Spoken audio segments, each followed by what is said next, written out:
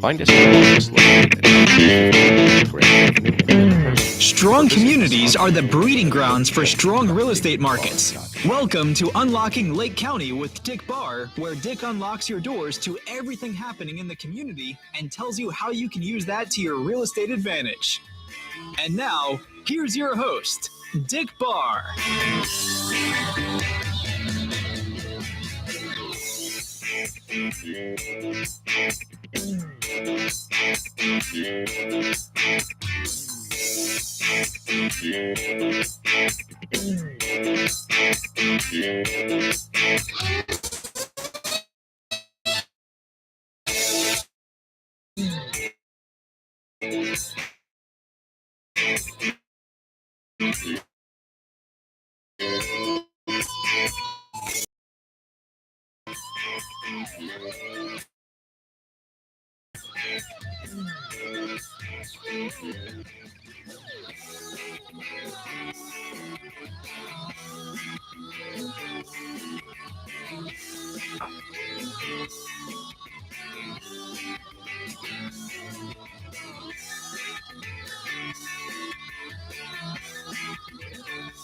Welcome back, Northwest Lake County. This is Dick Barr, your host of Unlocking Lake County, here with my beautiful co-host, Kristen Kaufman. Say hello. Hello, everybody. Welcome back. And back in the studio is your favorite mortgage guy, Sly Marinca, the Sly Marinca Team at Cross Country Mortgage. Say hello, Sly. Hello, everybody.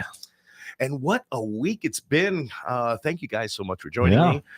What I think is the best real estate themed show on the radio station right now between 12 and 2 p.m. every Wednesday. That's right. I happen to agree. Absolutely. And boy, the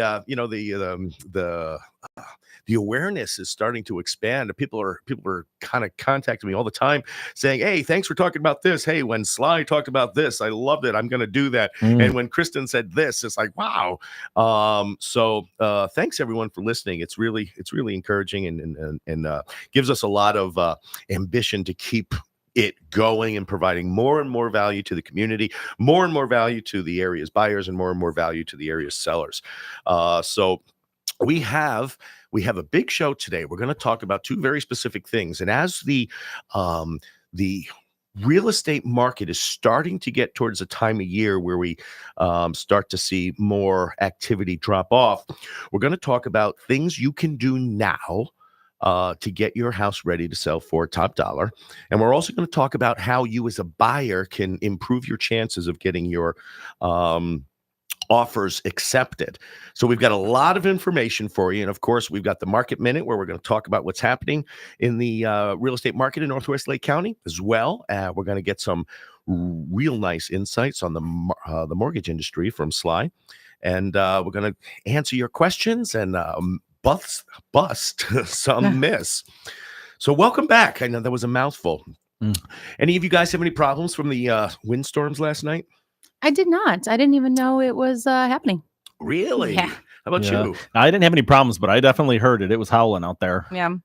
What's funny is every time we've had a major event where like we had that tornado warning a couple weeks ago and another major storm came in. I was driving when that happened. Oh, God. Yeah, I was on my way to my mother-in-law's to go pick up my kids, and the sirens just started blaring, and it was the most bizarre thing. I'd never had that happen while I was just in the car out and about. I rolled down my windows and I'm looking around and I'm like, this is eerie. It doesn't seem stormy, but the sirens are going off. And then my phone went off. I had the emergency system from Round Lake Beach that set off on my phone. And I was like, guess I'll drive fast. Like, what else am I going to do? Oh, yeah. Wow. I lived. That's scary. I survived. My challenge is every time we had one of those big events, I was like, okay, we got to take our canopy down because the wind's going to rip that apart. And we get the canopy down. And sure enough, as soon as it's down, it's like, no tornado, which I'm grateful that's for. a good problem to have. Right. It's a good problem to have.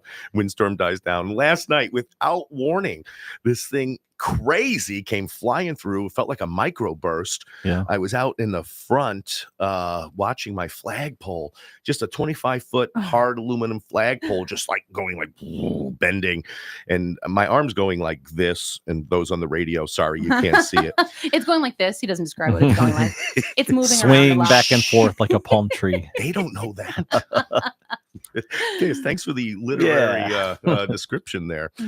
Really putting people in the driver's seat of that experience. But anyway, it took my canopy on the back deck up. 3 of the legs flew up. It went 90 degrees vertical, and wound up breaking one of the bases. So, Oh, yeah, no. so got to get out the duct tape. Oof. Yeah. At least it didn't fly into anything like any windows or anything and break anything Right. else. Yeah, no kidding. That would Yeah. have been scary. Let me ask you guys, did you guys have any experience with the cell phone outages yesterday and the day before? No. So the last 2 days for me, but Verizon is my carrier, and it has been hit or miss, calls dropping left and right. And yesterday especially, it was awful. And I'm like, what is going on? I'm ready to throw my phone out the window. And do you have a phone that has a name similar to a robot, or a phone with a name that is similar to a fruit? a fruit. Oh, yeah, not us. So there That's was a why. national, nationwide. it's probably No, not but why. it was also people with robot Oh, phones okay. as well. So yeah, it was AT&T and Verizon customers reporting nationwide outages yesterday. So it really impacted my day and dropped calls like crazy, missed calls like crazy, voicemails showing up, but 8 hours later, like it was awful. No. Wow. So I don't know if you noticed it or not, but No, I didn't know my phone it was a ringing all thing. day. Okay, well. So did they say what the cause of it was?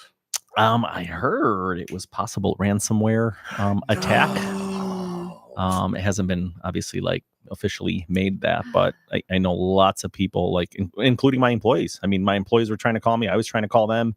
Nobody could get a hold of each other. Texting worked, no problem. So At we ended least. up just using texting. But Sure. The phone carriers must not have listened to last week's episode on how to avoid getting scammed. yeah, right? I don't know. It sounds kind of like a fishy excuse for falling asleep during the workday. Yeah, right? No. Just kidding. So ransomware, boy, that's been getting bigger and Yeah. creating more and more havoc, as especially this year. Mhm. Well, I think started last year when it hit one of the major lenders. Yeah. Then That affected one of my sales. Yeah. That's right. Mhm. Yeah. Oh, With the title companies. Yeah. Yeah. Yep. Remember Right. that? Both two big title companies had Yeah. that. I had a whole right. deal fall apart because of it. Mm. Mm-hmm. Yeah. Yeah, that's right. Mhm. Yeah, it was led to a weird circumstantial layer of events with that one. Yeah. Because the dates had gotten pushed off, and then there was some travel plans that came into play, and the whole thing And then kind there of was just a ended up. major thaw Yeah. that wound up creating a swimming pool situation in the Yeah. basement. Right, Oh my gosh. right. Yeah, that was a crazy week. Yeah, that was weird. And you're right, Sly. There was two major title companies that went Mhm. down because of it. And they're not being neither of them has said specifically whether they've settled, like paid Yeah. the ransom. Right. But I kind of believe they did. Oh, I'm sure they did. I mean, Yeah. what is this alternative? Is just to stay down until, somebody figures it out. And, for these large multi, billion-dollar companies, that costs a lot of money, how many deals were on hold because of it? Yeah. And from what I'm reading and what we're seeing, it's only going to get worse with AI. Oh no. Because these hackers and people that are doing these things maliciously are finding that they can use AI to help them hone their skills and make it even more Oh my goodness. even more easy for them to attack and for them to get people to click on emails that they're not supposed to click on and links they're not supposed to click on and things like that. no. So heads up, be careful out there. If you see anything suspicious, don't click.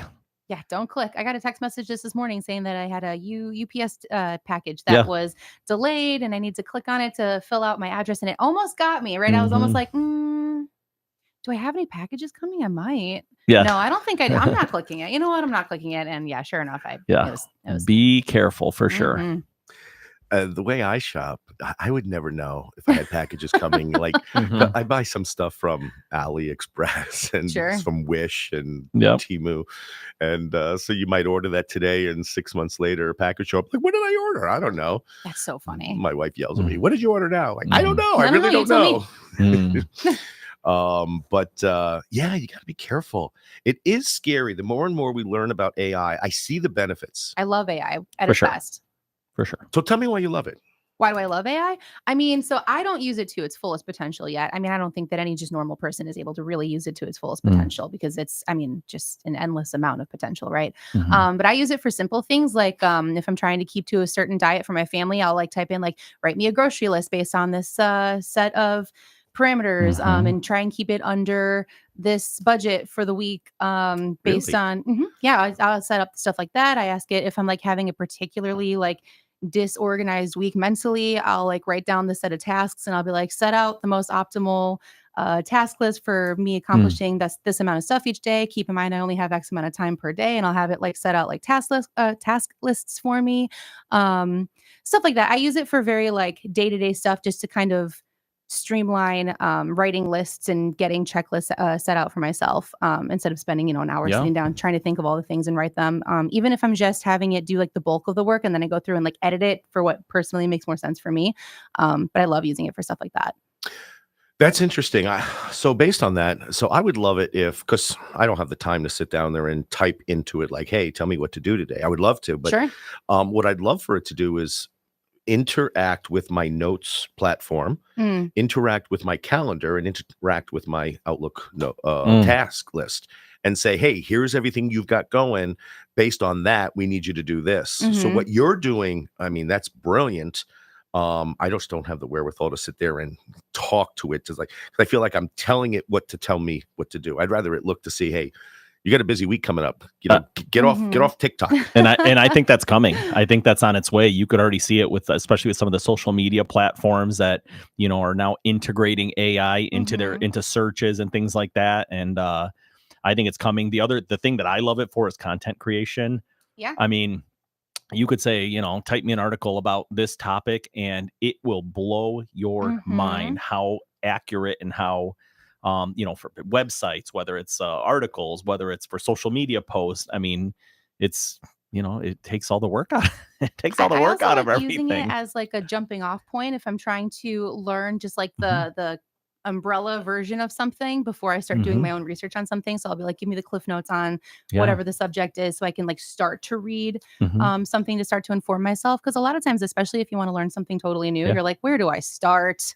I don't know. You Google something, you're not sure where you can start. But like AI kind of does all of that work for you of like searching and then finding some of that information. Of course, you still have to do your own research. And I know a lot of people like to use it for social media posts and content creation. I'm pretty wordy, if you couldn't tell. So I do like writing a lot. I know, mind blowing, right? So I do like writing a lot of my own stuff. But it is still useful for stuff like that, especially if you're like just kind of at a roadblock where you're like, I know like the idea of what I want to say. I just don't know like the actual words of what I want to say. And you type in a prompt like that. And at the very least, you read through it and just go, not that, add this, boom, done. One last tip that I use it for is occasionally I will be replying to an email in a maybe a terse or not so professional, passive aggressive. kind of irritated, maybe with an attorney or with a real estate agent or with a title company or even a client. I will literally take my email and I will put it in AI and I will say, make this email sound nice. And they will change the words and make it sound like it's coming from an angel. So really? Oh yeah. Yeah. Or you can ask it to make something sound more professional. Make it sound more legal. We've used that before where, it'll change your whole words and it'll put words in there that you've probably never used before. And see, that's my concern.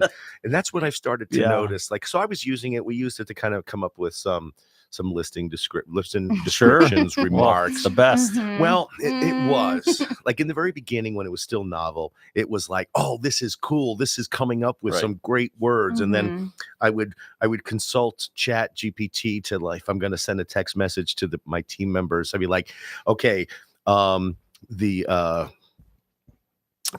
chat, help me write a text message to inspire and encourage the teammates to kind of get going and start working on their sphere or work on their marketing or work on their database.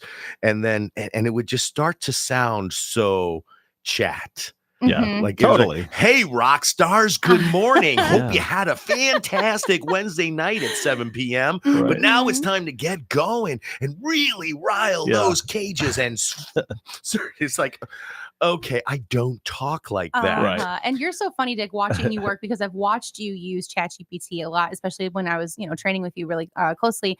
And you're wordy like me, if you didn't know. I don't know what you're talking about. See, sometimes someone might think that I'm wordy, but if they really start to evaluate and think about where I'm coming from the concept of the phrases and the... Sorry, go ahead. No, you're fine. You're so funny. But watching you do that is funny because I think that you spend just as much time perfecting a prompt for ChatGPT I could have wrote it myself. as you Yeah, would have if totally. you had wrote it yourself. And then you read through it and then you still edit it to be in your own voice. You literally spend just as much, if not more time just writing it yourself. But no. So, because sometimes conceptually, it's nice to have the ideas, just like you were talking about. What are the starting points? How do you prompt me to get going and make something make sense? Yeah, for sure. Like, give me the tools Yeah. and then I'll figure out how I want to use them. Right. But I use prompts that more like, okay, that sounded too nice. Can you make it sound more dickish? Yeah, absolutely. I got one funny thing that just came to my mind about how wordy it is and how it uses words we don't use. And I had a friend come into my office and he had used Chat GPT for a project. And he's like, I don't know what this word is. And I'm like, what word is? He's like, epitome. And I'm like, No. Oh, that's so epitome. funny. I'm like, let me Oh. see how it's spelled. So he shows me. I'm like, you mean epitome? Mhm. Who's ever spelled epitome? Like that's how it's spelled, but who's ever actually written that down? So I'm like, yeah, that's your Chat GPT for you. Oh my goodness. That's so funny. So Yeah, yeah, I just used it yesterday to help my 5-year-old come up with a summer bucket list. awesome. Yeah, I had it write me a list of 100 things to do in the summer with a 5-year-old that's age appropriate, and then we went through the list and she picked which things that she liked. Beautiful. That is really cool, actually. That's especially when we're using it for ways to become better parents, Mhm. better professionals, better educators, better Healthier. researchers, healthier, Mhm. more maybe a little bit more prudent and fiscally responsible in our shopping. Mhm. Those are fantastic ways. Cancer research, trying having it go out and try to find derivatives of certain formulas to come out with more. wow. All of those are great. Mhm. But unfortunately, we live in a world where scam pays. Mhm. Yes. And the more and more human AI gets, the scarier it's going to be. Absolutely. Yeah, for Somebody's sure. influencing it. Somebody's telling it what to say and what to put in there. So And the craziest thing is like all of those things that we just mentioned using it for like doesn't even scratch the No. No. I don't know if either of you guys saw that will make it. The first time I did it, it was kind of like really robotic in the eyes, whirls. Yeah. Second time I did it, it sampled my voice because I have hours and hours of like podcast stuff. It sampled my voice. It wrote a script, created a voiceover as if it were me, and synced it to a video that looked eerily accurate. It's not perfect, but eerily accurate. Mhm. And if you think about it, we're all kind of primed being on the radio for Yeah. a couple hours every week. We're giving AI machines our voice. deep fake. That's what they call it, a deep fake, where Mhm. somebody could use your likeness and your voice and your image and use it for nefarious purposes. I could see criminals down the road doing that to real estate agents, lenders, attorneys, Mhm. where, they make a video telling a client, hey, do this, do that, and I mean, it's heading that way, I believe, for these criminals. So buyer beware. And you know what? In all of the coaching and trainings that we're doing now, they're telling agents, make those videos. Text your client a Right. video. You go to a listing appointment, say, hey, Bob and Marcy, it was great meeting you, and send and blah, blah, blah. So if the consumers start getting used to getting those videos from us, how easy is it to swap that out with fakes? That's just frightening. Interesting. Yeah, absolutely. Okay. Enough solving the world's problems in technology. We're going to get, because we're like only 18 minutes behind, we're going to get started with the Market Minute. Or not. Oh. And see, that was AI's fault. It wasn't my fault. It wasn't. It hurt us. Uh-huh. Stay on top of the market with Dick Barr's Market Minute. Dick Barr's Market Minute. Hello, this is Dick Barr, your real estate broker, and I'm here. Sorry, no, AI is much better than that. Here we are with this week's Market Minute. We're seeing a little bit of an inventory starting to build up, something we haven't seen in probably since October of last year. But it's not huge, not drastic. Our active inventory in the Northwest region is about 10 over last week. We have 148 active homes on the market. 42 new listings this week, which is slightly down from the prior week of 56. 69 homes have gone under contract this past week compared to 44 the prior week. 173 have gone under contract in the past 30 days compared to 117 the month prior. Days on market average is still low, 17 days on market with a 0.7 month supply of inventory. Lowest sold home in the past 30 days is 128,000 with 1.1 million on the high end. Highest active is still sitting there with 4.9 million and a median home price of 366,000. Heading over to the community of Antioch, where they've got the most active homes on the market at 37. 8 new listings this week, up from 6 the prior week. 13 new contracts, up from 7 the prior week. 35 homes have gone under contract in the past 30 days, double last month's of 18, and a days on market average of only 11 days. One of the lowest in the in the entire region, which is actually really good considering they have the highest inventory, but they also have the lowest days on market. Antioch does have a 1 month supply of inventory, and that is the highest in the region. For those new to the show, month supply of inventory is if no new listings come out on the market, how long will the inventory last before the buyers buy it at the current buying rate? Lowest price sold in Antioch is 195,000 with 510 on the high end in the past 30 days. Highest active home in the market is $2.5 million with a $356,000 median price. Excuse me. Now on over to Volo, Fox Lake, Ingleside, where they're sitting on 16 homes on the market. 7 new listings this week compared to the same last week. 12 homes under contract this past week, almost 4 times the prior week where there was only 3. 12 homes have gone under contract in the past 30 days, slightly up from 10 the prior month. 35 days on the market is the average for the Volo area. And a 0.7 month supply of inventory. Lowest price in the past 30 days was 160,000 with a 675,000 high. Highest active property is 977,000 with a median price just under 400,000. Now on over to Grays Lake, Gages Lake, Haynesville, Third Lake, and Wildwood. You know, sometimes people say, how come you don't break those up? What I try to do is in the regions is take similar housing inventory and similar populations and group them into a group. So obviously in the Grays Lake, Gages Lake, Haynesville, Third Lake, and Wildwood area, the predominant number of homes is going to come into the Grays Lake. But sometimes Gages Lake has none. And rather than reporting 0 and, you know, up from 0 is 1, I want to kind of give more broad view of what that looks like. Makes sense. So where were we? Grays Lake? Mm-hmm. So Grays Lake, 23 homes are active on the market, 8 new listings this week compared to 11 the prior week, 10 new contracts this week, which is remains stable from the prior week where there's also 10, and 28 homes on a contract in the past 30 days, up from 18 the prior 30, and 23 days on market is the average marketing time for the Grays Lake area, and also a 0.7 month supply of inventory, which, as you'll know, we're going to hit 4 communities with exactly 0.7 month supplies. Kind of a funny, unique coincidence. Lowest price in the area was 160,000 with a high price of 675,000. Oops. Yeah. And 977 was the highest active with 394 is the median. I want to correct something because I read from the wrong line. On the Volo, Fox Lake, and Ingleside, I reported the Grays Lake numbers, so I just want to correct that. Lowest price in the past 30 was 136,000. The high was 530,000. Highest active is 1.7 million, and the median was only 327, not the 394. Now on over to Gurney, Wadsworth, and Old Mill Creek, where 33 homes are sitting on the market. Do you remember when Gurney was sitting there at like Nothing, 6? yeah, for a long 7? time. Yes. Just hanging on to their properties. Yep. So now Gurney is up there. It's more competitive. It's getting close to Antioch's level of inventory. 33 homes on the market, 6 new listings this week compared to 15 the prior week. 12 homes have gone under contract in the past 7 days, which is double the prior week of 6.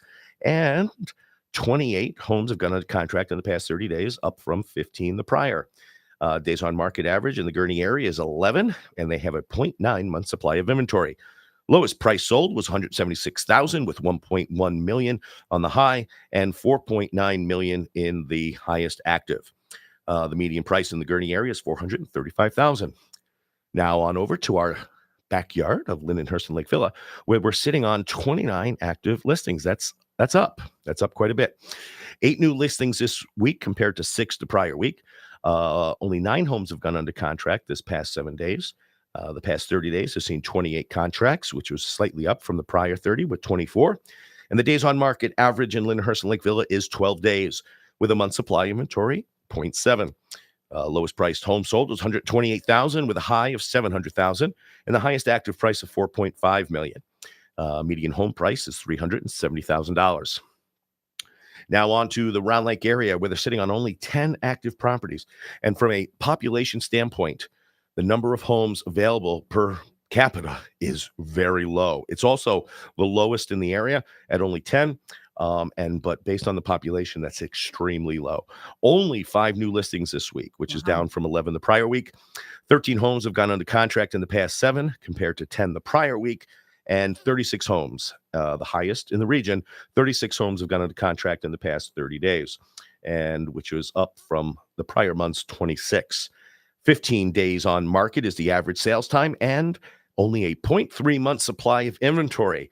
Lowest price in the area was 185,000 with a high of 467,000, and the highest active of $519,000, and the median price $345,000. And that wraps up this week's Market Minute for the Northwest Lake County region. The only surprises, guys, that I'm seeing here is the inventory is growing. However, the days on market average is not. Yeah.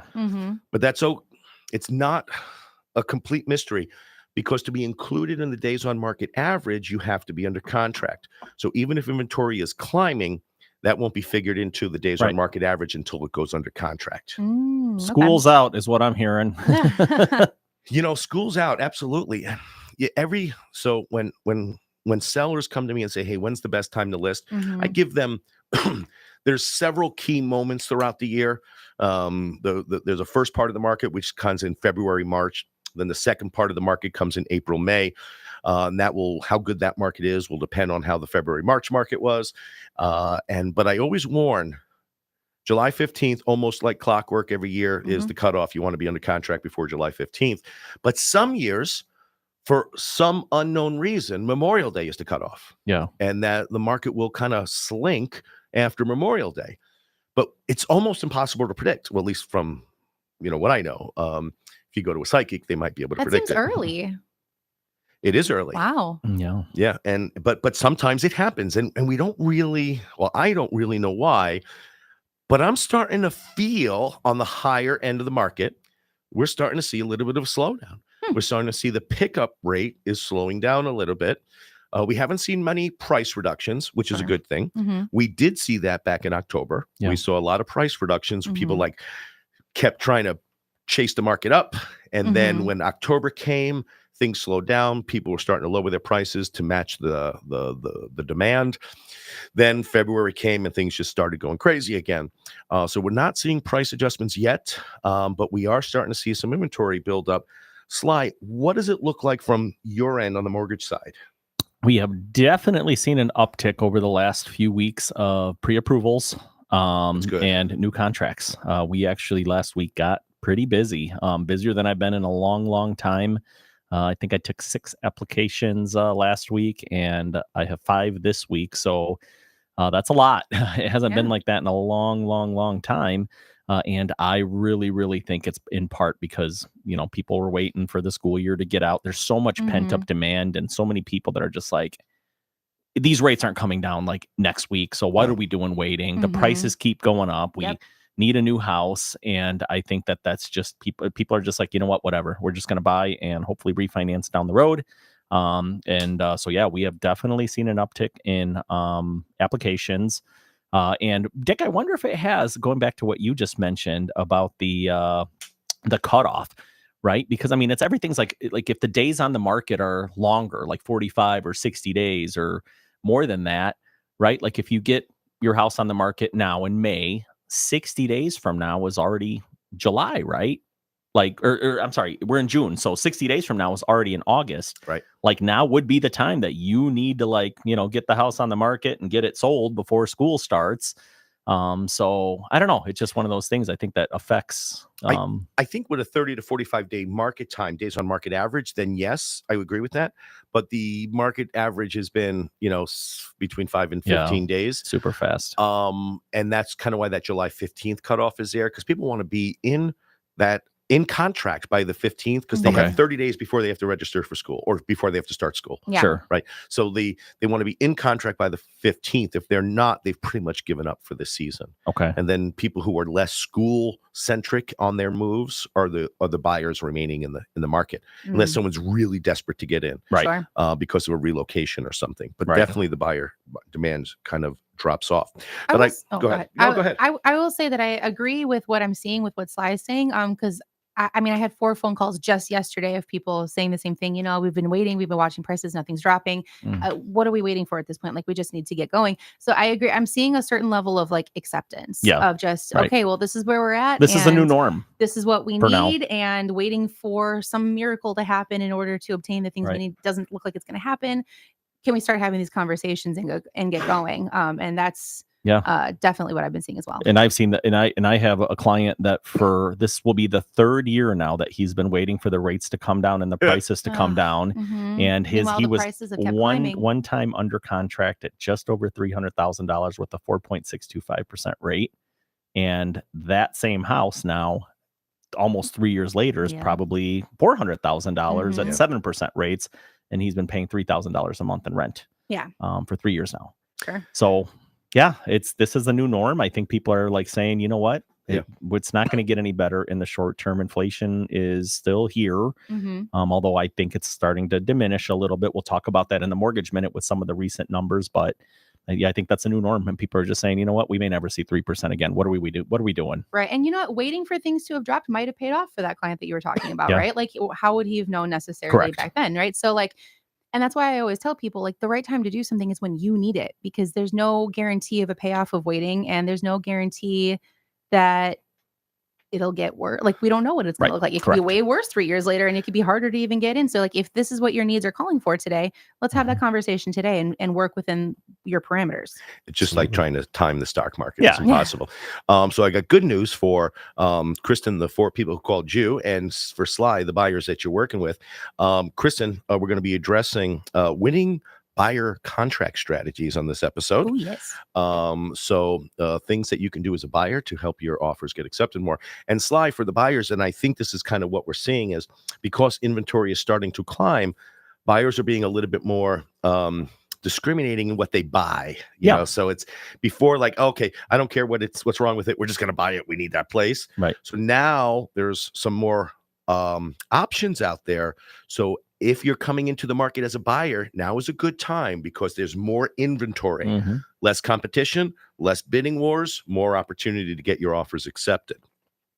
And I'm a big believer that, just like you said, Kristen, the best time to buy is when it's the most important to you. Right. And I'd rather you buy today and then get in at a mortgage rate today. And then hopefully maybe you could refinance in the future. But what you've protected yourself is against the price inflation of that house from going up another 5 to 10 to 15%. Right. And then, God willing, rates do come down back into either the 5s or the 6s. Well, then, do your refi, and that's not advice, because obviously it depends on a lot of factors. Of course. Right. But that opportunity. But that's a good exist. game plan. Yes. Okie doke. So we did run out of time because, Kristen, you're just so talkative and wordy. You're welcome. Blessed Actually, you with I all love of it. my thoughts. It helps. It really helps to fill the 2 hours. No joke. It's really awesome. But we're going to be right back after these words. Unlocking Lake County with Dick Barr will return in just a few moments after these important messages. Don't touch that dial.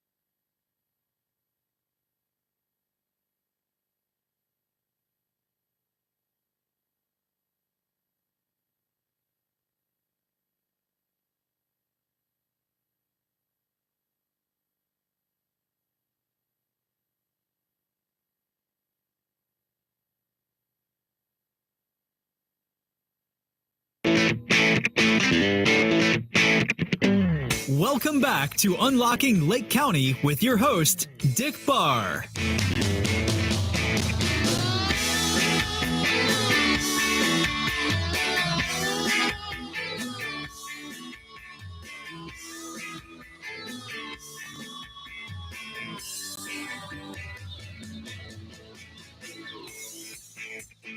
And welcome back. You're listening to Unlocking Lake County on 98.3 The Life FM WRLR. I'm your host, Dick Barr, here with the beautiful Kristen Kaufman. Hello, everybody. Sly Marinca. Hello. And that's our way of making sure everyone's mic's working. So a little bit of a radio insider information. We are going to get right in to our Mortgage Minute with Sly. Here is the Mortgage Minute with Sly Marinca and Cross Country Mortgage on Unlocking Lake County with Dick Barr. Thank you. Good news this week. I love good news. Well, welcome to the teeter-totter of mortgage interest rates, where one week it's the end of the world and rates are going to 10%. The next week it's like, let's hold off for a minute. Last week, if you remember, the rates were near 7.4% was the national average. Ooh. This week they're down to 7.07%. So that's a pretty big drop in 1 week. Nice. The 10-year treasury yield last week was around 4.6%. This week it's down to 4.29%. So again, a pretty big swing in 1 week. So what the heck happened? I don't know if you remember, but last week when we met on Wednesday, there was a big inflation report, a big inflation reading that was coming out on Friday, May 31st. And basically that report came in line with expectations. It did not. The inflation reading did not come in higher than what was expected for April. So the Sorry. Still going. It was that good. It's worthy. Oh, sorry. Keep going. Yep. So, so basically the number came in line. It was 0.3% for the month of April. And that's kind of what was expected. So when the market anticipates it, that's when things kind of that's a good sign. It's when inflation comes in way hotter than what was expected. That's when rates go up because the markets think the Fed is going to keep on raising the rates. And it just goes to show you, the markets are fully ready for lower rates. They're expecting this to happen. It's built in. And that's why even though it wasn't a big miss and it wasn't like inflation came in way lower, it just came in at what was expected. Rates did come down significantly. And then That's great. Add fuel to that fire, just this week, the May ADP jobs report came in lower than expected. So again, that's not a great thing for the economy. And typically when the economy's not doing great, that's when the Fed has to lower rates, right, to kind of boost things up. So the May ADP jobs number came out. That 152,000 jobs were created when it was expected for 175,000 jobs to be created. And that was for the May ADP number. And then April was also revised downward as well. So they went back. Correct. They go back and they look at it and they realize that, there was maybe some jobs counted twice or some error in their accounting methods. It looks like, unfortunately, employment is starting to. Jobs aren't as hot as they were, the jobs numbers that are coming out. So not great for the economy, but if you are looking to get a lower rate and, kind of waiting for that, it seems like we're starting to move in that direction. I got to find something wood to knock on because, we thought the same thing in December. The Fed pivot we've talked about numerous times where, the Fed basically said they beat inflation. We're good to go going forward. We're going to drop rates 6 times in 2024. Hasn't happened. So at least for right now, it looks like things are moving back the other way. Like I said, in a 1 week period to go from, almost 7.4% on a 30-year fixed mortgage average to down to 7.07%. That's a big drop. So I do want to say, if you have been sitting on the sidelines and you're a buyer and you're hearing this broadcast and you're hearing on one hand, we're starting to see inventory increase, options increase, bidding wars decrease, interest rates now decreasing. If you're looking to strike while the iron's hot, now's the time. Absolutely. Not waiting for another quarter point drop. That's even if it does drop another quarter point, we're not talking about massive dollars. Right. Buy while the competition is low. Mhm. You're going to save probably anywhere from $10,000 to $50,000 in a bidding war. Right. Mhm. Right? Absolutely. Yeah. I mean, so those are all great things for home buyers. Maybe not so great or not as great for home sellers, but hey, they've gotten their cake and they've eaten it too for the last 2 years with Yes, these price Mhm. increases. So But let's be honest, um, most home Mhm. sellers are then also home buyers. yeah, You know, absolutely. so Yeah. So kind of a good way to look at it. Yeah, if you've been kind of waiting for, not wanting to get in that bidding war, not wanting to pay almost 8% for an interest rate, I don't blame you. it's Yeah. me neither. And it seems like things are kind of moving in that direction in my world, at least. Isn't 7% the long-term Yeah. average? Yeah, it's still the average. Yeah. If you look at, the historical mortgage rates, right around 7% is Yeah. still kind of what the average is. So, the 3%, 2% rates that we had in 2021 and the that was end the of historical event. that was it. Yeah, Yeah, not the we norm. may never see that again. In fact, I've been doing this since 2002 and I've talked about it before that, when I first started, the rates came down below 7% the first week I was in the business. And it was like the world was ending because, people were Wow. refinancing from 7.9, 8.5, 9% to 6.875. And it was like the best deal ever. And then I remember when it went to 5.875. And again, it was like, holy cow, we'll never see rates this low again. And then now in 2021, when, we're literally doing 2.5% 30-year fixed rates, it's like, okay. But in any case, something to to kind of think about if you are looking to purchase a home. Doesn't hurt to give it a shot now when the when the market's more inventory and rates have crept down a little bit. And we'll keep updating you weekly on what the rates are doing. Absolutely. Yeah. So that's that. Then real quick, I wanted to also touch on something that I've seen happen several times in the last month, and maybe some home. Maybe some people out there don't even realize or understand that this is possible. And it has to do with when you're purchasing a home from a relative. If it's grandpa's estate or if it's, a family member that is looking to get rid of their home and you're wanting to purchase, and you don't have the money available for a down payment, or even if you do, you don't want to put your own money into the transaction. There is a way to what's called a gift of equity. Ooh, And what's that? it's basically you're purchasing a home from a family member and they're giving you a portion of the equity as your down payment. And you could also have them pay for your closing costs. So in a lot of cases, gift of equity transactions, and I've had 3 in the last month come up where it's like, hey, I want to buy this house. And family members willing to give it to me for a slightly, or a significantly lower price than what they could actually sell it for. Mhm. And that's fine. You could do it that way, but if you're just paying what they're, you would have to come up with the money out of pocket. Mhm. But if you buy it so like, let's just give an example. So I don't want to confuse anybody. If you're buying a house that's $200,000 from your grandpa, and that's what you agreed on, but the house is worth way more than that. Mhm. You could actually say, all right, well, this house is worth $250,000. I will buy it from you for $50,000. You only want 200. That's what we'd agreed upon. Mhm. I could take that extra $50,000 and use that as my down payment. So now I'm not having to come up with the down payment. That is my down payment. It makes the terms more favorable because now I have 20% equity, so I could avoid PMI. I could look at doing a conventional loan versus an FHA loan or something like that. So it's Wow. something that if you're ever in that situation, reach out to a good local loan officer, a good lender that knows what they're doing, and they may be able to save you quite a bit of money. Obviously, there may be great. some tax implications. So always talk to your accountant because anytime you're getting a gift, you got to be careful about that. You don't want to get whacked with a big IRS bill next year when, you buy a home, and, you want to be prepared for that. If that is the case, talk to your CPA about that. But if you're ever in a position where you're purchasing a home from a family member and they're giving you a good deal, talk to a lender because there may be a way for you to buy that home with nothing out of pocket, no closing costs, and get a much better deal than if you were just trying to buy it on your own. No closing costs. Well, they're rolled into the loan in essence. I see. They're giving you a credit for the down payment, and they could give you a credit if the equity's there.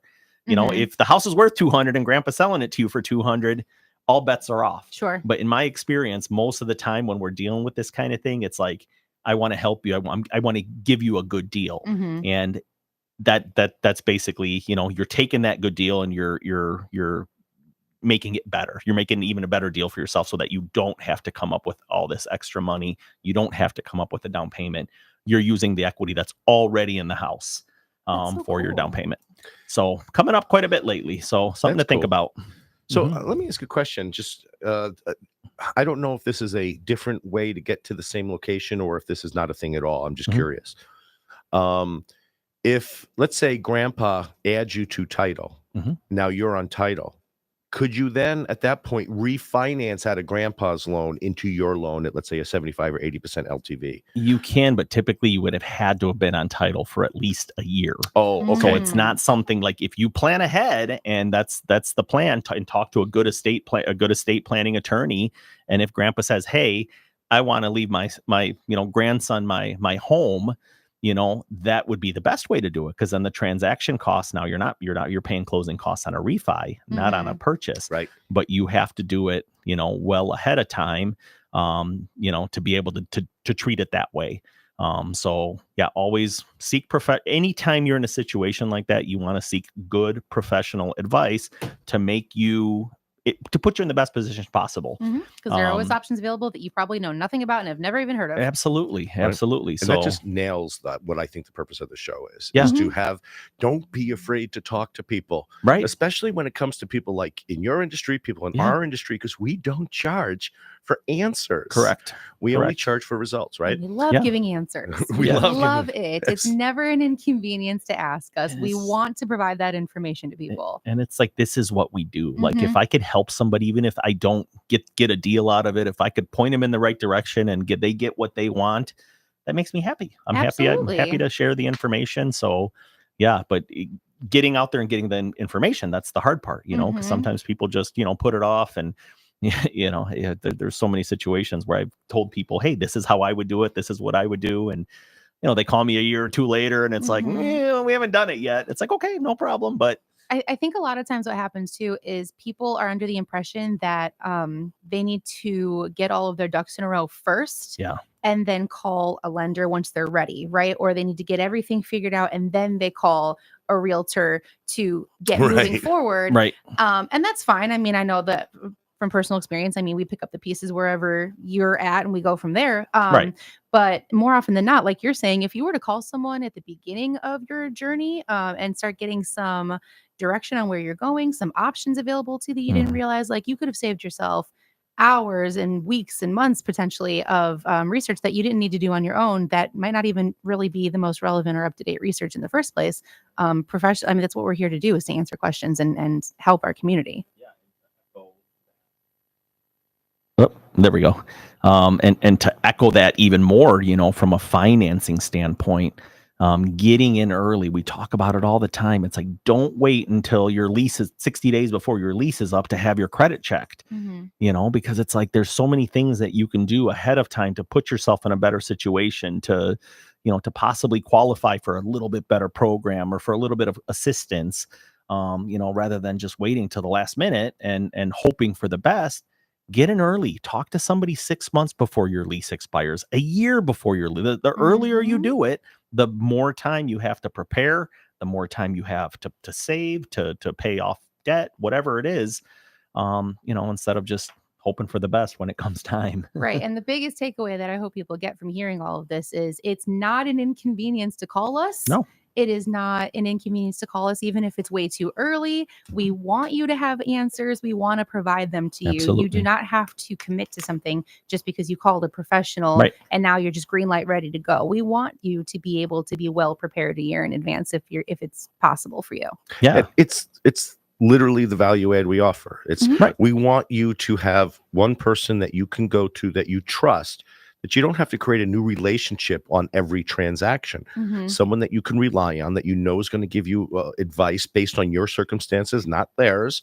And the amount of time that people in our industry spend just taking care of relationships with people we've already transacted with is far greater than the time we spend with new with new clients. Mm. It's because we want you to feel comfortable. Pick up the phone. And it's just like Right. calling your guy. Or woman. There you are, or what? Your gal, Your person. your person. One of the inspectors I liked using. He's got his name of his company is My Guy Home Inspection. I love him. What a great name. Yeah, My Guy. absolutely. I'm calling My Guy. Right. And and that's why, especially at our level of when we're commission sales. Yeah. So we only get paid when we transact, but everything else is for building that relationship. So Right. you feel comfortable. Wouldn't it be awesome if you had a My Guy car salesman? Yeah. That you knew whatever you needed, you can go to that guy and he's going to answer that question honestly instead of walking in blind to a showroom and praying to God that you're not taken advantage of. Yeah, Right. absolutely. Right. And that's with anything. I mean, any line of work, anybody you deal with, it's always nice to have someone. Patio furniture. I got a guy that, great at patio furniture. If I need something, I need an umbrella. He knows exactly what I'm looking for. Anything you could think of. It's always nice to work with someone that you trust and someone that, is knows what they're doing and is giving you valuable information. Isn't just looking at you Without pressure tactics. Right. Isn't just looking at you like you're a dollar sign. And that's definitely not my business. That's not how you guys do your business and gals. We're here to help. So get in early. Do not wait until 60 days before your lease comes up to talk to a lender or a real estate professional. Please. I always learn something when you're on the show. Every single time. Well, Kristen, you got anything to add before we jump to commercial? That is what I have to add. Sly, you always teach me something. Every single week that you're here, I learn something new. And I'm so grateful that you're here. And to cap off the hour, Sly, let's get a quick plug. How do people reach you if they want to talk to you? Yeah, sure. My cell phone number is always available, 847-722-1775. My email is sly@ccm.com for crosscountrymortgage.com. So sly@ccm.com. And my website is ccmsly.com. Any one of those ways. Great. And Kristen, same thing. If someone wants to get a hold of you, how do they reach you? Sure. Best way to get a hold of me is going to be through my phone, call or text, 847-977-6751. That's 847-977-6751. Email is a great way to get a hold of me as well. It's going to be my name, but backwards. So kaufmankristen@gmail.com. And everyone knows the best way to reach me is get on your knees and pray. Unlocking Lake County with Dick Barr will return in just a few moments after these important messages. Don't touch that dial.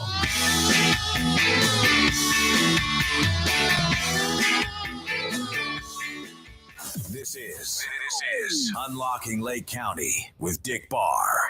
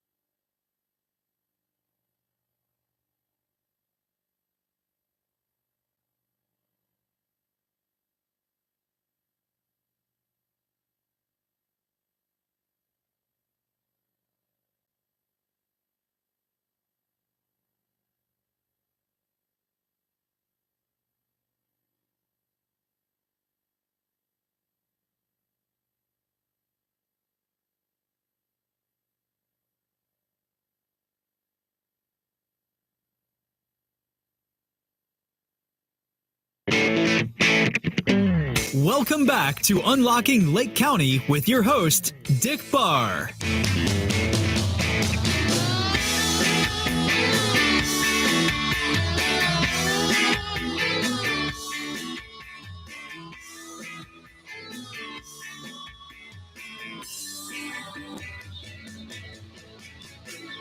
And welcome back. This is Dick Barr, your host of Unlocking Lake County here on 98.3 The Life FM with my beautiful co-host, Kristen Kaufman. Say hello. Welcome back, everyone.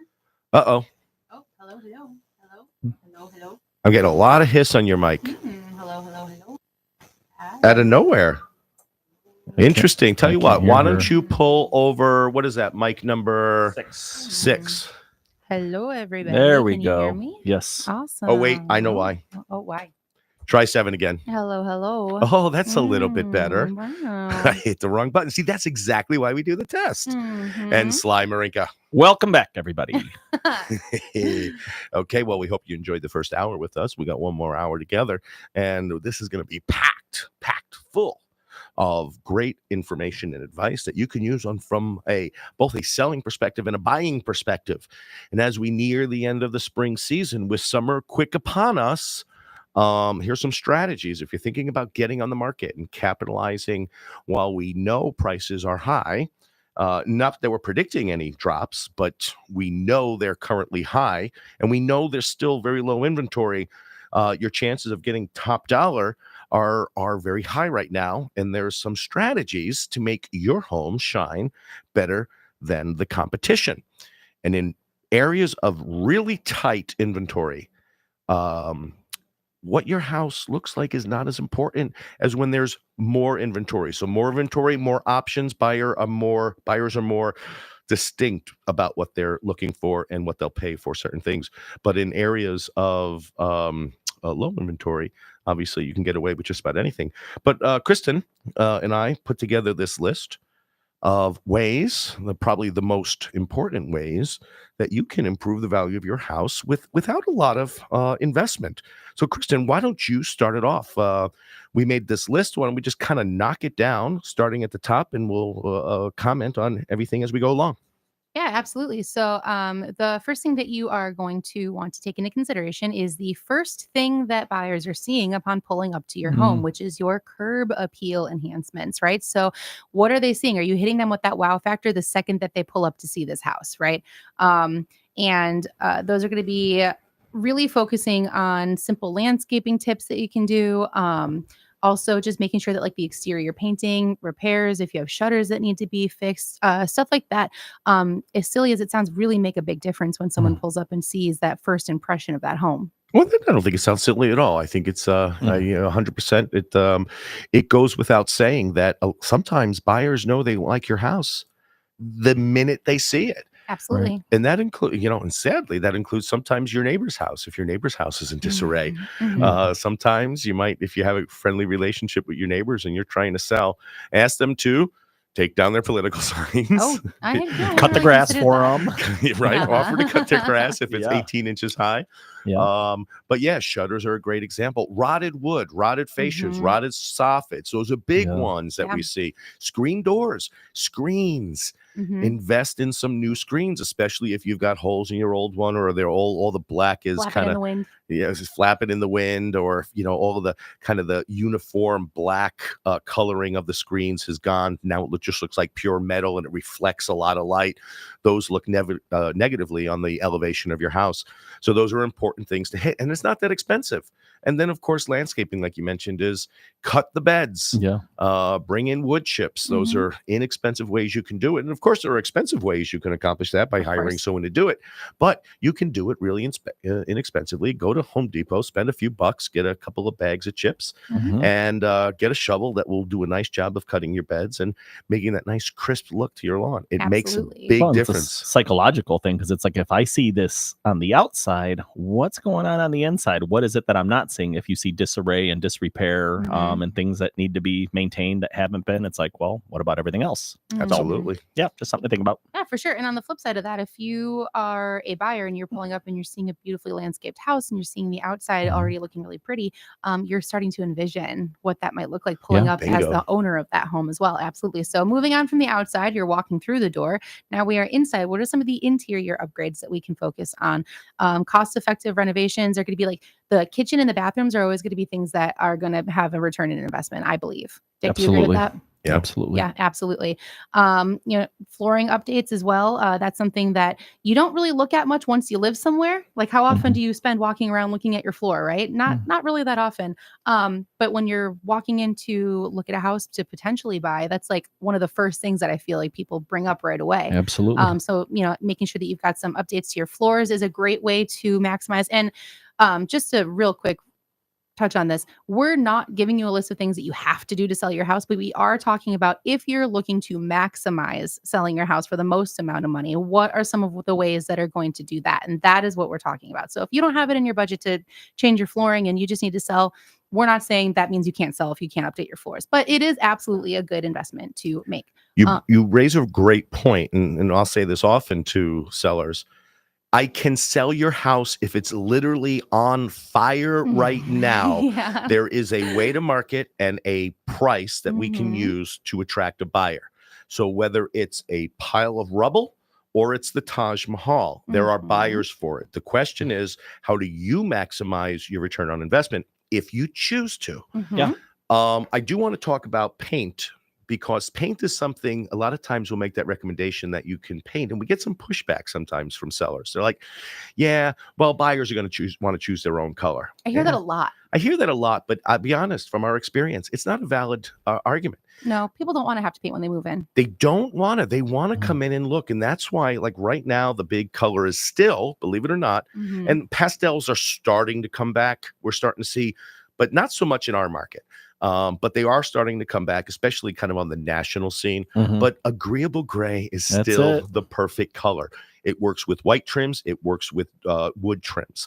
And it's that perfect blend, because grays come in a bluish tone and grays come in a brownish tone. Agreeable gray is like perfectly matched in the middle. It's like they used AI to design it. Literally, it's the weirdest color to actually look at. When I sold my townhome a couple of years ago, we took that advice and we had the whole place painted. The agreeable, I think the specific term for that brand was like grayish or something like that. But the agreeable gray, it's this insane color where you look at it and you're like, I don't see any color, like at all. Like I don't see it. Like it's not a color. Well, you don't see any color cast. Right, exactly. So there's no real color there that's jumping out at you. So there's nothing to dislike about it. So when a homeowner or potential homeowner walks in and they see the home, they get to see the home. Right. They're not seeing the color. They're just seeing the home for what it is. And that's the thing, is it's going to showcase your home to them. And we, the having that gray is, some people, oh, it's too cold and stark. It's really not. It's really a warm color. And it creates, in the photography, number one, it reflects a lot of light. So the photography comes out fantastic without spending a lot of time editing. It also creates, when you have white trims, that beautiful contrast against the deep walls, not dark walls, the deep walls with the rich kind of bright contrast of the white trims, and then also works well with the wood trims. So it's the perfect complement. So if we had to give you a single color to use, it would be agreeable gray. Now, the second part of that is, be careful. Don't be that guy or gal who's like, we're going to paint it ourselves. I'm going to tell you that the number of times the sellers insisted on painting it themselves, they added no value. Now, if you're good at what you do, you can add value, but it's got to be really good. Strongly recommend investing in professional painters, because they do perfect cut lines. They don't even use tape. A lot of them. It's crazy watching that. They just do perfect cuts, and you don't have any blending between the ceiling and the wall, and it's well worth it. And a professional is also going to fix all the imperfections on the wall. If there's old drip lines from 30 years ago, if there's divots, indentations, when Junior fell and hit his head and created they fix that. They create walls that look like brand new. So when people walk in, they literally feel like they're in a model. Yeah, absolutely. That was another piece of advice of yours that I took when I was your client when I sold my townhome. Is we ended up going with Right. hiring someone to do the painting, and it was the best choice that we could have made Mhm. because not only was the outcome beautiful, it was professional, but also yes, you might be saving a little bit of money by doing it yourself, but time is money, and the amount of time that we would have had to put into doing that ourselves would have greatly outweighed how much we spent on just having someone do it for Mhm. us, and it turned out beautiful. And I think, and correct me if I'm wrong, I think you went with, it wasn't a recommendation of mine, but it's someone who I know very well, a friend of mine who used to be on this radio station, Ronnie Pecorini, right? His company is who we hired. Yes. Yeah, Mhm. yeah, I love and Ronnie. they did great work. Honestly, they Mhm. were awesome. He does a great cigar show. Okay, cool. And then they also ended up doing our cabinets for us too, painting our cabinets white. Really Yeah. opened up our kitchen. I mean, it ended up being kind of a showstopper for people who came in and saw our home. And that's an important blend of this entire topic is we talk about kitchens, and let's go back to kitchens because I don't want to just glance over that because Yeah, people are for like, sure. yeah, upgrade the kitchen. That's the most expensive thing I And they can always do. think that it means just upgrade your appliances. Okay. It Yeah. doesn't just mean that. It doesn't just mean that. Sometimes it does mean that. Mhm. We just had a seller literally yesterday replace the fridge because it was beautiful stainless, everything else. But the fridge was kind of dated and Mhm. old and, kind of white and creamy. It didn't really go with the kitchen anymore. But it's the you don't have to replace your cabinets. You don't No. have to replace necessarily your countertops. There are processes of repainting cabinets that make it look fantastic. Yep. And this Yeah. is something we've been doing and recommending since 2014, at least, maybe earlier. But I think 2014 is when I really started pushing it. And if you have like short cabinets, 32 inch or 36 inch, very simple and easy and cheap to add 3 or 4 inch crown molding on the Mhm. top of your cabinets, then paint it all white. Now your 32 or 36 inch cabinets look like 36 or 40 inch Mhm. cabinets. Right. So it gives that appearance of them looking bigger, is more architecturally pleasing.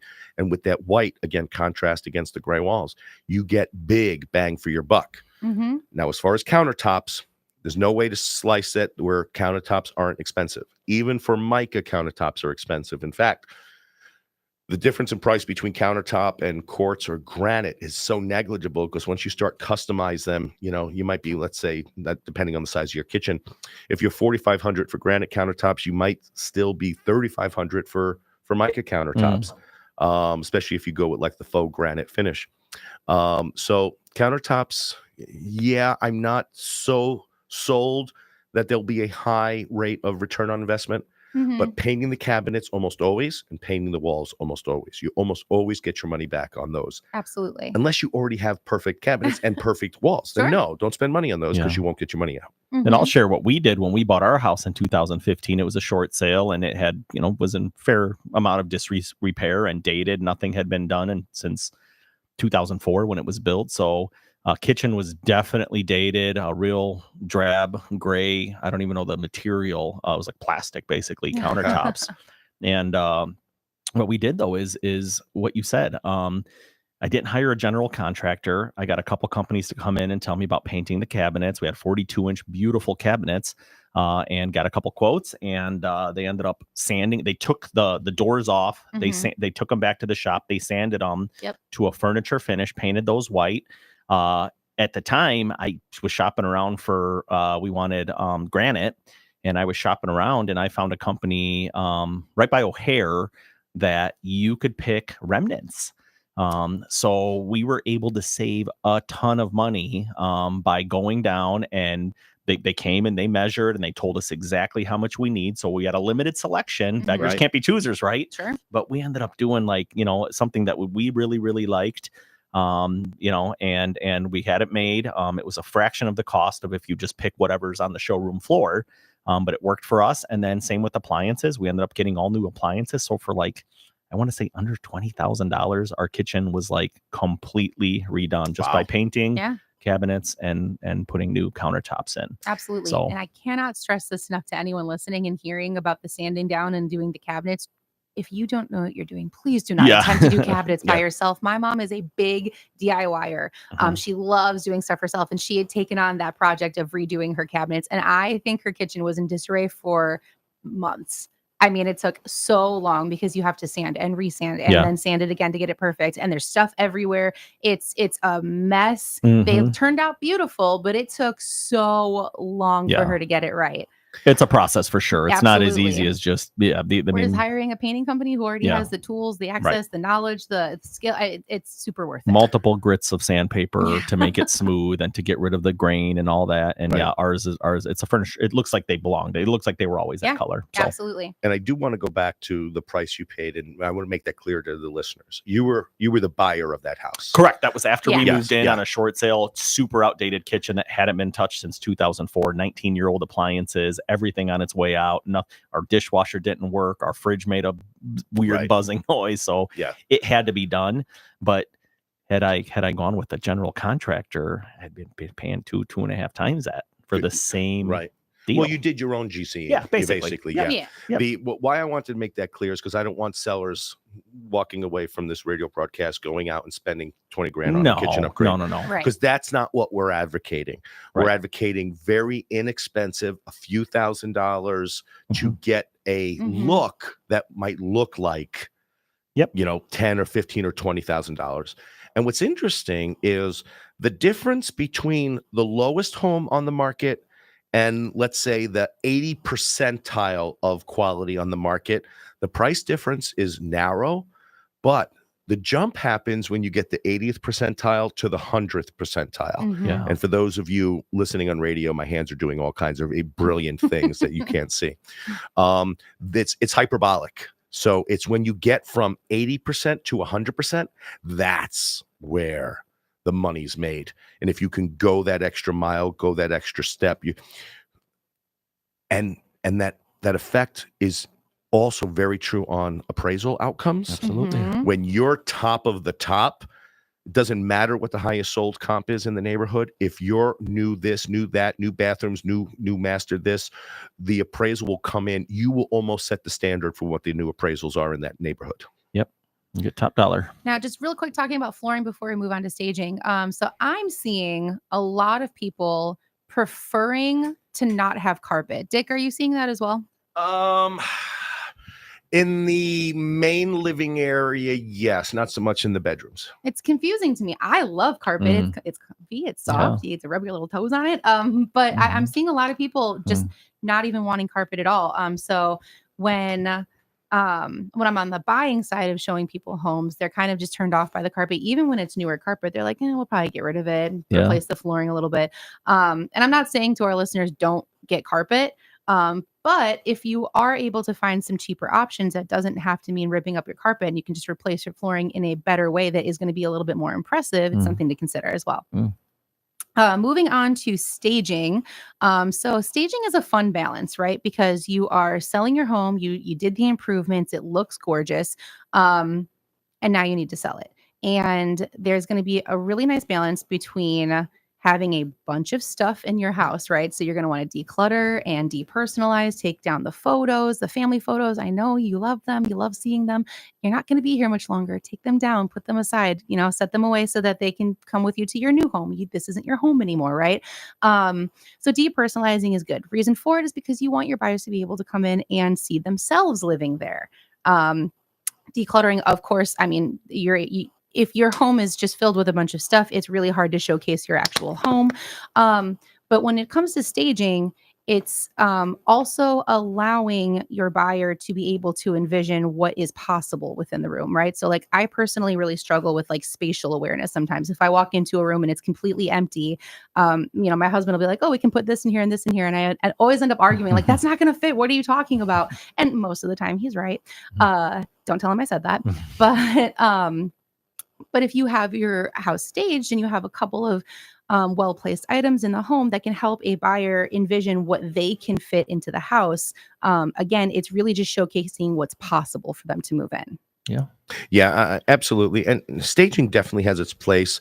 And I think you're correct when you say that the most important thing is the decluttering, depersonalizing, because it's distracting. You don't want people trying to find out who you, the seller, are, because there's a psychological advantage. They feel they have leverage over you. Oh, I look at them. They're young. We can beat them in a negotiation. Or look at them. They're this, they're that, so don't give away clues to who you are, because that might subliminally give away clues to how they think, especially if, let's say you got a picture of, grandpa wearing a Notre Dame jersey, and then the buyer comes across you and they just start a conversation.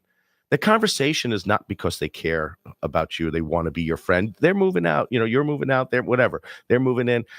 They want to try to appeal to your sense of fairness in a negotiation. So that's why we try to kind of discourage those types of interactions. Yeah, for sure. We don't want you making emotional decisions. These are financial decisions. You should be making your decision based on how much, what are the best terms?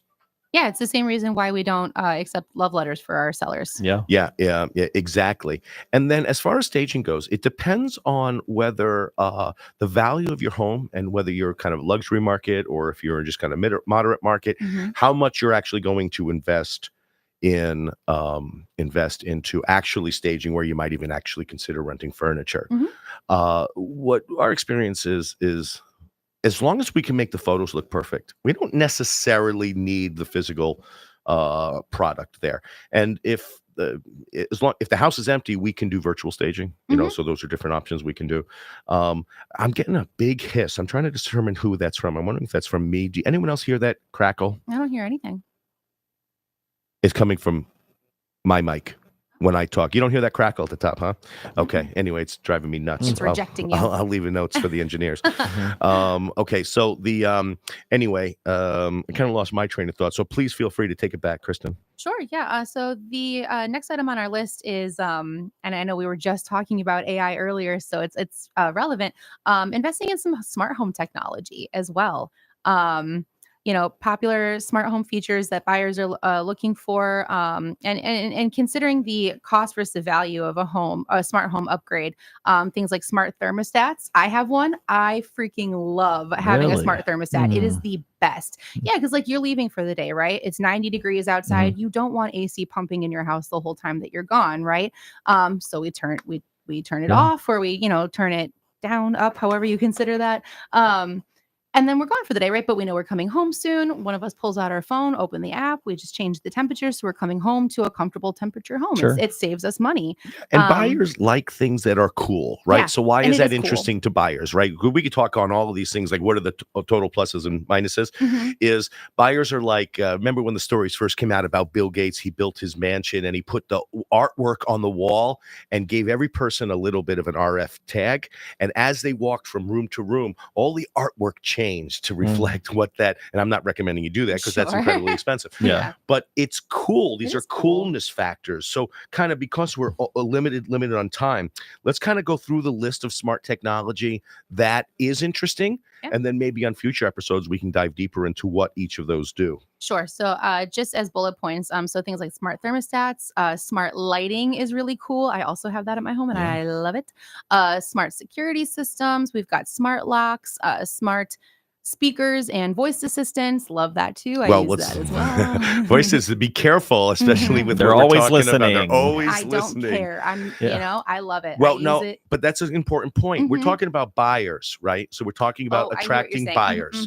So be careful with the smart assistants, because if something's built in and can't easily be removed, or gives buyers the impression that that's kind of stuck there, you might turn off some buyers. Yeah. So be careful with the voice assistants unless they're more portable and you're taking them with. And even the security systems. I've been to open houses before where there's cameras everywhere and you're like, I really can't say what I want to say because the seller's listening. So as a buyer, that could, I don't know. What are your thoughts? Well, on that one, what I think is what I know and what I tell my buyers, and I know Kristen does this as well. Tell every buyer in every house someone might be listening to you. Okay. Because, technically they're supposed to post that there's cameras and audio going on. But there's a question of, well, it's the seller's house, so are they obligated to that law? I don't know. I'm not a lawyer. Yeah. But I do know some people listen. And even if it's not obvious that there's cameras, So it's almost a bad idea to have these conversations with yourselves and with your realtors while looking at a house, because I know of situations where I've found out that sellers were listening. Yeah, same. Yeah. Same.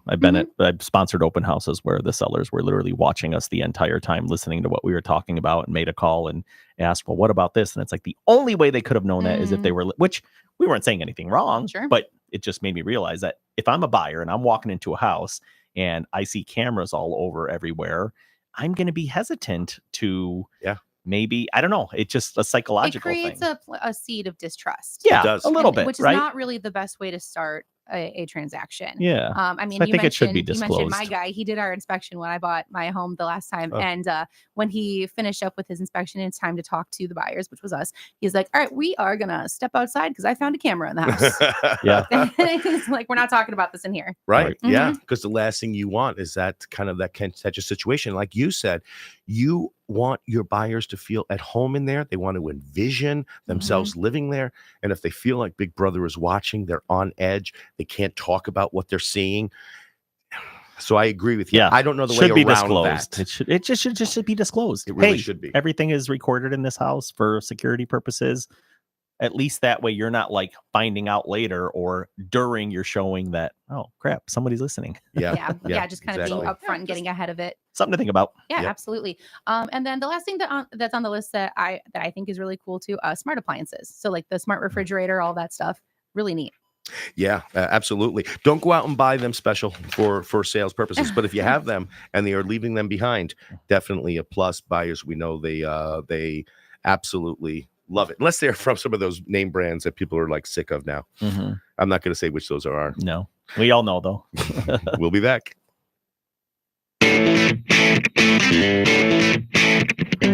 Unlocking Lake County with Dick Barr will return in just a few moments after these important messages.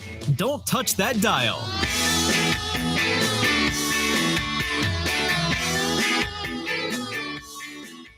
This is Unlocking Lake County with Dick Barr. Open Up Auction Service in Round Lake reminds you to raise your awareness of the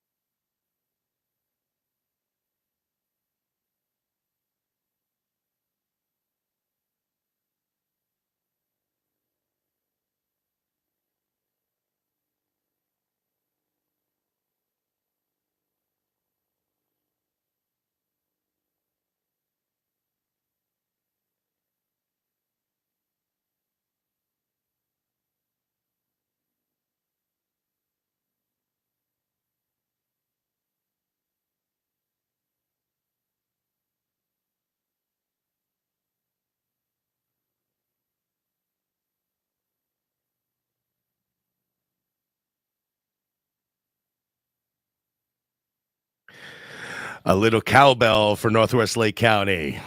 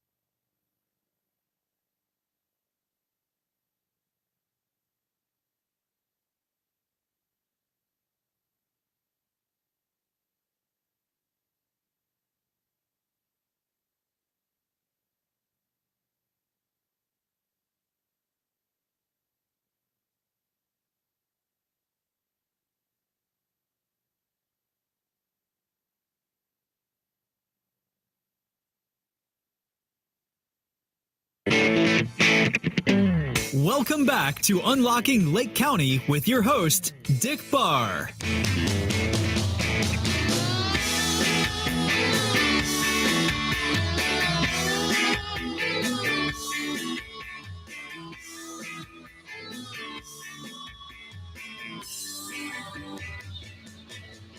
And welcome back. This is Dick Barr, your host of Unlocking Lake County, here with Kristen Kaufman Hi, friends. Welcome back. and Sly Marinca, the Sly Marinca Team, and Cross Country Mortgage. Hello, everybody. And we didn't get to finish up our tips for increasing market value of your home before you list, but we're going to finish that up. And then after that, we're going to hit on rock solid insider tip buying strategies on ways you can improve the effectiveness and acceptability of your offers if you're buying in this market, in this very competitive sellers market landscape. So, Kristen, if we can pick up where we left off and start with the next one on our list. Yeah, so the next thing on our list is going to be focusing on energy efficiency improvements, things like adding energy efficient windows and doors, insulation and HVAC updates. And I would probably emphasize windows sometimes are a big plus on getting. So new windows, especially new insulated windows, attractive ones. Don't cheap out on the windows. But on the flip side, depending on the neighborhood you're in, windows don't necessarily make a huge difference in value. So on the higher end listings, yes, new windows are paramount. But on the kind of the more entry level to mid level, windows don't have that much of a huge effect. A lot of those buyers aren't really thinking about their energy costs associated with the home ownership. Yeah, and definitely adding solar panels will add value to your home. For anyone who doesn't understand why we're laughing, we had a whole segment about that a couple weeks ago about how it definitely does not add value to your home and could be trouble, but if you love them, get them. On the leased ones, yeah. But the owned ones, I think the jury's still out. Yeah. Moving on. So we've got professional photography and virtual tours. Dick, I want to let you talk about that a little bit because that is really where you shine. Well, thanks. So, if you're just looking to sell your house, let's say you're doing by owner, be careful not to do like cell phone shots. The goal of in any marketing campaign is to make it just like if you go to McDonald's, you go to Burger King, what do you see? You see the best looking cheeseburger you've ever seen in your life with perfect lettuce, with a perfect pickle and exact amount of sesame seeds on your sesame seed bun. Never looks that way once you get it. No, it doesn't. So the goal of photography is to attract people. So you should not be altering the photography to make it look better than it is, but you can maximize how it looks in real life using professional photography and editing resources. When you are choosing a broker to represent you, make sure they use professional photography. They're making a lot of money on the transaction. Make sure they use professional photography because that's one of the biggest things that will determine how much money you make on a sale. Too many times I've seen people using cell phones in portrait mode to take photos, and I'm going to give a precise example. We had recently sold a home. This was actually going back 2 years in a particular neighborhood. We just got $450,000 for it. It was a Tremont model, and then 2 weeks after we closed, someone else listed a Tremont model. It was a fine home. It wasn't as nice as ours. But they did very poor cell phone photography, and they didn't ask the sellers to clean up at all. So there was junk and there was clutter everywhere. And they took these photos, and they wound up lowering the price to $345,000 before they found a buyer. Oh my gosh. They did. Some of the neighbors had complained, and then the seller did demand that their agent retake the photos, and they did come out with better photos, but it sold so much less because it had sat on the market forever with price reduction after price reduction. So I can't stress enough the importance of professional photography, and virtual tours are starting to become bigger players in the market. Especially in our community where we have a lot of our buyers coming from the naval base and they don't get here. So they're buying this sight unseen almost. So if you have virtual tours, you're increasing the amount of viewers and potential buyers for your house by having that ability to access it remotely. Yeah, absolutely. So moving on. So on our list here, and I know you kind of want me to keep it shorter here, Dick. So I'm gonna tell you what's on the bullet point. You can tell me if you want me to keep going or not. Sure. So the next thing on the list is timing of the market. Do you want me to talk about that a little bit, or should we just keep going? Yeah, well, I think we pricing strategies and timing of the market, right? Mhm. Those are two big important factors, and you can touch on those briefly. We have no. If we want to get to the buyer strategies, we're pretty Yeah, much out of time. So yeah. let's just kind of leave it at We'll pricing make this list strategies. available on our website. There you go. Timing of the market, and then of course the marketing of your home, which is the number one way to get buyers in. Absolutely. Mhm. But on the subject of buying, there is another subject that we wanted to talk about a little bit, and that is the winning buyer contract strategies to secure an accepted offer. I'm sure that Sly can vouch for how hard it is to get your offer Yeah. accepted these days. Brutal right now. Cash is king. I know I see that right here, number one. Lots of cash sitting on the sidelines. Lots of people not wanting to pay the 7% rates we're seeing. They would rather just pull their money out of their investments or their savings or whatever, and dump it into real estate. So we're seeing a lot of that, definitely. Yeah, absolutely. So what he's touching on, we have a little list here of the lending terms hierarchy, right? So I'm jumping ahead of our list a little bit, but I want to stay on subject with that. So correct, cash is king, right? So Yeah. having a cash offer is definitely going to be a great way to get your offer accepted. Now beyond that, the next best thing is a conventional loan, and then you need So let's terminology wise. So when we say best, most likely to be right, because some yeah. of these lending programs are fantastic, great lending options Yes. available. But what entice the sellers more? So I just want to be overly specific on that, and I'm sorry to interrupt. No, that's important. Absolutely. Yeah, because when we get to the question about VA loans, people say, "Well, what do you have against VA?" And we have Not a nothing single against VA thing. loans, Yeah. and we'll get into that in deep. But there is a hierarchy of when you're offering terms. And then, Chris, and I'll let you take it from here. There's a hierarchy of what sellers look at because each of these products have different pros and cons. Yeah, for sure. So we're talking about I don't want to say least likely to get accepted, but easiest to get accepted to harder to get accepted. Mhm. Right. So then beneath the conventional is, like Dick just said, the FHA and the VA loans, which really bums me out Yeah. because it shouldn't be that way, but it is. So can I share just a little Yeah, bit about please. that? A lot of Absolutely. it has to do with appraisals. Yes. In this market, let's face it, if there's 3 different offers that come in, and one is cash, which means they don't need an appraisal or they aren't going to have an appraisal done. Another is a conventional loan with, let's say, 20% down, where an appraisal will have to be done because we're not at the appraisal waiver standpoint. And then an FHA or VA offer with very little down. Your seller most of the time is going to take the easiest way to get the most guaranteed bang for their buck, the most for their, and on an FHA or VA loan, it is a common misconception that, the appraisers are going to make you fix every little thing in the house. That's not the case anymore. A long time ago, yes, they cared about little, even cosmetic things. That's not the case anymore. It's safety, security. The biggest one we see is peeling paint or broken windows or whatever. But if a seller doesn't have to mess with that and they don't have to worry about an appraiser coming out and saying the value is only $300 when they're selling it for $350, seller's going to accept that cash offer more than likely. Because if you think about it, there's multiple levels of inspections in that case. So you Yep. have the home inspector being paid to come and say everything's wrong. And then once you agree to those negotiation terms, then the appraisal inspector comes in and does a low level inspection and comes up with another list that the seller might be on the hook for. That's it. And That's it. tripping hazards is the other big thing that we Right. see on those. Anything that's got more than a Hand 2-inch railings, gap, hand that railings, kind of silly stuff. But grabbable hand yeah. railings, silly. So jumping to the beginning of our list real quick. So when we're talking about strategies for getting an offer accepted, price is going to be an important factor, right? So if you're working with a realtor, you want to discuss what the appropriate price will be to offer. Depending on when it is in the market, that's going to change a little bit, right? If you know that it's super competitive out there and you're trying to go beneath the asking price, you're probably going to have a tough time getting your offer accepted. Maybe. Yeah. And then moving on to closing date. So Absolutely. I've flexibility. texted Yes. selling agents and asked, is a closing date a priority for your clients so that I can find out, so that I can get my clients a better option to be able to get. I'm so happy you guys accepted. just didn't say the fastest closing date, because No. I literally just had a client win a bid because he was able to push the closing date out so that the seller can find somewhere else to move. Yeah, 100%. The other offer was like, nope, I'm out. I already sold my house. I need somewhere to be in 30 days. Absolutely. And they wouldn't rent it back. So yeah, having the quickest date isn't Yeah, necessarily, not always. but that's why you want agents who are going to find out what your clients' that's goals genius. are. For sure. So moving on, we had the lending terms hierarchy, which we've already touched on.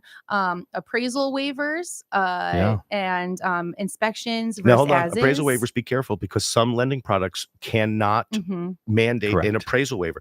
So, for instance, if someone has a VA or FHA loan and they say, we're still going to give you this appraisal waiver, well, the contracts of the amendatory clause of those two loan products say the buyer cannot be forced to make good on an appraisal waiver. So that's an important consideration. Conventional only, Fannie, Freddie, your lender can plug the property in and run it through an automated underwriting system, which will tell them whether or not there is an appraisal waiver. So you could find that out early. Yeah, right? absolutely. So talking about inspection or being willing to purchase as is, I never recommend skipping an inspection, but I have seen offers get accepted that have beat out offers that we've put in because they were willing to skip out on an inspection. It's not my recommendation, but it is an option for you if you're really, really adamant about the place that you found. Moving on from that, we also have something called an escalation clause, which if you are interested in that, I highly recommend asking your realtor what that could be. Yeah, be careful Basically, with it's those just, because you're basically tipping your hand on how much you're willing to pay. correct. Basically, you're saying, I offer this much unless there's a higher offer. And if there is, I will beat it by X amount of money. I agree. I think it kind of just shows what you're willing to pay. And Great. so moving on from that, talking about the home warranty, closing cost credits, being willing to forego certain things, accept certain things, accept the risk of certain things are really going to help get your offer accepted. The more you ask for it, the less competitive your offer is. And we're not saying those are bad offers. Not at all. We're saying it's less competitive. And competitive landscape, these are important considerations. One more time, I want to make sure, because Sly's not going to be joining us next week. Sly, give me a plug. How can people reach you if they want to? Absolutely. Cell phone's the easiest way, 847-722-1775. My email is sly@ccm.com. And my website is ccmsly.com. So any one of those ways. Great. And Kristen? If anyone wanted to get a hold of me, the best way to do it would be my cell phone, call or text 847-977-6751, or email me at kaufmankristen@gmail.com. Thank you again for joining us. Thank you, you two, for being here. Thanks for having us. Thanks to our sponsors, Fidelity National Title and Harder & Schotten Law Firm. Pleasure being with you this week. We'll see you next week.